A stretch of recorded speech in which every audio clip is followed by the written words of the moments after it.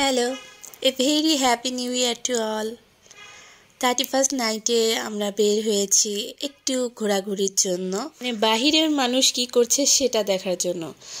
বের হয়েই দেখি যে আমাদের রোডেই একটা বাসায় বিয়ে হচ্ছে। তারা সুন্দর করে রাস্তা এবং তাদের বাড়ি ডেকোরেট করেছে। রাতের বেলা এই দেখতে আসলে অনেক সুন্দর লাগছিল। আর আমি বছরের শেষ সময়টা ডেঙ্গুতে আক্রান্ত হয়ে অনেক অসুস্থ ছিলাম, এখনও আছি। এই জন্য আসলে শরীরও ভালো ছিল না, মনও ভালো ছিল না। অসুস্থ হয়ে আর পড়ে থাকা যাবে না। নতুন বছর এসে গেছে, নতুন নতুন কাজও হাতে নিতে হবে।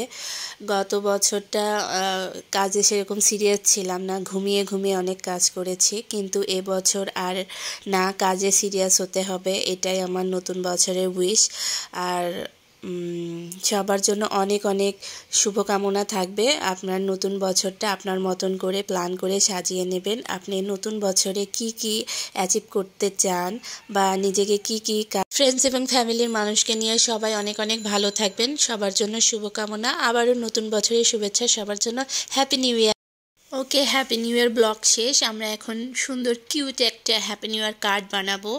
খুব সিম্পল করার চেষ্টা করেছি। আমার কি ব্রাশ পেন দিয়ে আমি একটা কাগজে ইচ্ছা মতো এলোমেলোভাবে কিছু ডিজাইন করে নিয়েছি। আর ডিজাইনের পরে আমি একটা পেন দিয়ে হ্যাপি নিউ ইয়ার লিখে নিব। তো হয়ে যাবে আমাদের সিম্পল এবং কিউট হ্যাপি নিউ ইয়ার কার্ড।